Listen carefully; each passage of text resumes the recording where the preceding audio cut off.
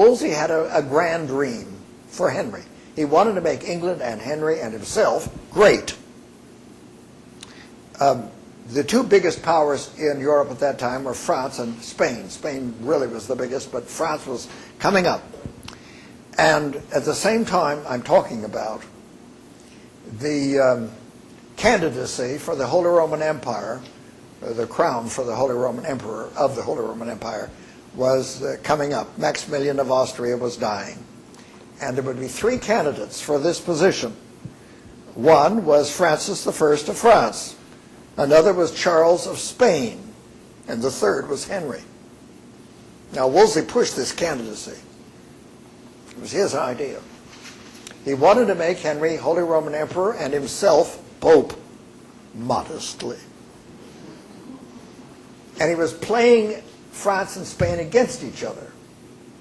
Now, England had allied herself in Henry VII's time to Spain, remember? That was a good alliance, strong. But now, Wolsey began to negotiate with Francis of France and designed a summit meeting of Henry and Francis. They didn't have summit meetings then. It would take place in Calais. Calais was the last foothold of England in Europe. It's French today, as you know.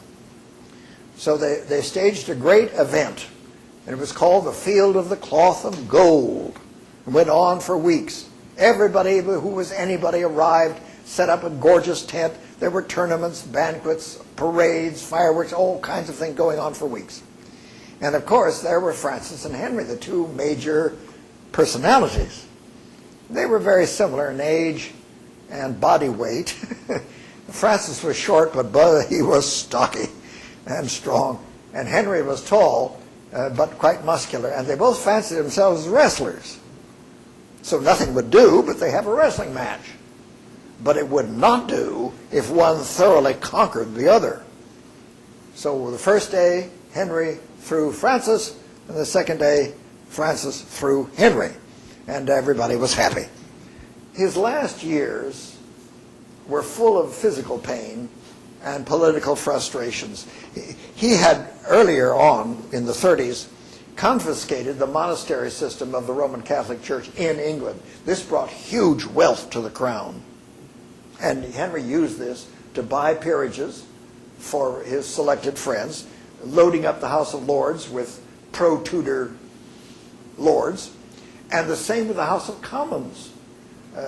He was seeing to it that men were elected to the House of Commons who were supportive of his policies. Nothing new to you, I'm sure. But the House of Commons was very compliant, is my point, as far as Henry's concerned. Henry justified all of his actions as being an act of patriotism. Golly, that sounds familiar. Where have I heard that one before? Well, in 1547, at the early age of 56, hugely overweight and very uncomfortable, Henry VIII died.